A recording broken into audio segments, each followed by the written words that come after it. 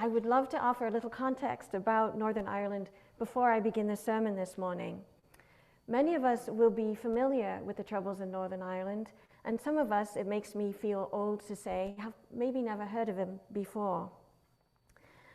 One way to understand the conflict in Northern Ireland that happened between 1968 and 1998 is as an extension of the Irish War of Independence from British colonization. In the public media at the time, some of you will remember that the Troubles were framed as a religious conflict between Catholics and Protestants. But really it was a conflict between Irish nationalists who wanted to remain a part of the Republic of Ireland and those who wanted to remain loyal to the British Crown. Now, during this period, if you were Irish Catholic, you were less likely to be able to access good education, good jobs, and opportunities for advancement. And that inequality really fueled the Troubles at the time. The picture on the front of your bulletin cover today, it's a picture of a mural painted on the Falls Road in Belfast. And Falls Road is an Irish Catholic neighborhood to this day. And just a few streets over is the Shankill Road, which is a Protestant loyalist neighborhood. And when I was growing up, there was this massive peace wall separating those streets to keep both streets from fighting each other. And the reason I choose this mural picture for our bulletin cover this morning is that at the bottom says the foundation stones for peace, and above it on those stones are written words like courage, equality, trust, dialogue, respect, unity, and democracy. And it is with this context in mind that my sermon title today is The Shalom of the City, and the theme is Manifesting Peace. When I was 15, I took the train across Ireland from Killarney to Dublin to live with my Protestant godparents for a year. There I attended the Catholic convent secondary school, Sion Hill, whose claim to fame was that just a few years earlier, Sinead O'Connor had also attended there. I have a sprinkling of lasting memories from that year, like ditching Irish class and lying in the grass in St. Stephen's Green with my best friend, and playing the mayor of the Munchkins for my high school musical. My godparents to this day still don't know that I ditched school, so I won't be sharing this sermon with them. More vividly, I remember that my kind civics teacher assigned an essay on the question, is peace in Northern Ireland possible? Now, the question was very personal to me because my Catholic mum grew up outside of Belfast, where most of my Irish relatives still live. Visiting family meant crossing the border between the Republic and Northern Ireland with machine guns trained on cars from lookouts on the hills. It meant soldiers with automatic weapons patrolling neighborhood street corners and market squares. Northern Ireland felt like a war zone, and it was. The burden of power lay on the British side, and those on the Irish side experienced daily systemic oppression. That year that I spent in Dublin, 1991, saw an uptick in violence in the north, were an almost daily occurrence. My godmother, a librarian at the main Church of Ireland library, helped me research an answer to my question, my civics essay question on the possibility of peace in Northern Ireland. At that time, I concluded that peace was not possible. The structural inequalities were too entrenched, I argued, with all the conviction of my 16-year-old self.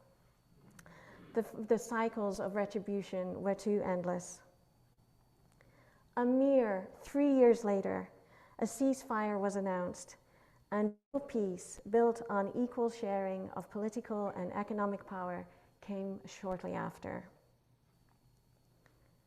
That miracle of peace became possible because some folks chose to live the peace they wanted to see in the world. Dr. Martin Luther King Jr. Those people modeled how sometimes we live into peace by inches before peace arrives in its fullness. They practiced, as Jeremiah's letter bears witness to, the peace that is born of working and praying for the welfare of everyone, including their enemies. Jeremiah's letter is written to folks who've been forcibly deported to Babylon, far from their home in Jerusalem. And this happened when Babylon invaded Judea about 600 years before Jesus was born. The exiles are exhausted and they are homesick. But Jeremiah knows that they have a gift to offer. He invites the exiles to imagine something greater than their own personal peace. Seek the welfare of the city, he says, and pray to the Lord on its behalf. For in its welfare, you will find your welfare. This drive for the welfare of everyone is so important to Jeremiah that the word welfare, or shalom in the Hebrew translation, is used 3 times in that one verse. Many of you already know that shalom means more than peace, more than just the absence of conflict. Shalom encompasses wholeness and well-being. It includes safety, prosperity, and it means unity in all aspects of our lives. It is this living from an expansive heart that Jeremiah recognized as a gift belonging to the exiles and one to be offered to their captors as well. There is an iconic story of the Irish nationalist political leader John Hume, who was a hero to men in Ireland. It is a story of his offering that gift of shalom to oppressed and oppressors alike. Hume had been holding the long view of a vision of peace that wasn't yet possible. He worked tirelessly for decades to that end, but even he knew moments of despair.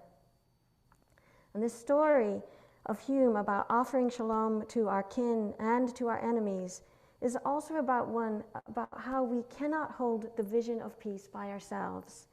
No matter how we are determined to do so, we need to hold it in community with others. So in 1993, 2 years after my year in Dublin, there were 2 back-to-back reprisal killings. There was a bombing by Irish nationalists that killed 10 people on a British loyalist street. Then the British loyalists retaliated by shooting and killing 8 civilians in a pub in an Irish nationalist neighborhood. Now, as an elected official at the time, Hume was facing very intense criticism for talking with Gerry Adams. And Adams was the leader of the Sinn Féin political party, who was affiliated with the Irish Republican Army. And Gerry Adams was viewed by many in Ireland at the time, north and south, as a terrorist. But Hume talked with Adams anyway, because he believed there would be no peace in Northern Ireland until all people were included, including the paramilitaries on both sides of the divide, both English and Irish. So at the funeral of one of the victims of the shooting, the daughter of one of the men who died came up to Hume, and she put out her hand and she said, "Last night we were standing around my father's coffin, and we prayed for him and we prayed for you, that you wouldn't give up, that you would keep pushing." And Hume, he took off his glasses and he broke down, because the very last thing that he had expected at that moment was this kind and generous understanding of what he was trying to accomplish, the long view, the big picture. And just 1 year later, Hume helped to negotiate the ceasefire that then led to lasting peace in Northern Ireland. And it was 30 years of trying. This story is especially precious to me in these days. It is one that keeps me going myself, especially when I read the news and the headlines. It reminds me that even when living into Shalom feels like an impossible task and an impossible ask, that it can still happen. I've seen it happen before, and I know it can happen again. The invitation from Jeremiah to each of us is to envision and to live into the peace we want to see in the world. It's to imagine how we can be even more inclusive in drawing the circle ever wider, in caring for the welfare of every human being, is not only individually, but from a structural perspective as well. And it is in doing this that we offer the gift of belonging to each other and remembering that we are each in each other's keeping. This is how new possibilities of peace are created and actualized, and this is how we build a foundation for lasting peace together. In the spirit of God's love, amen.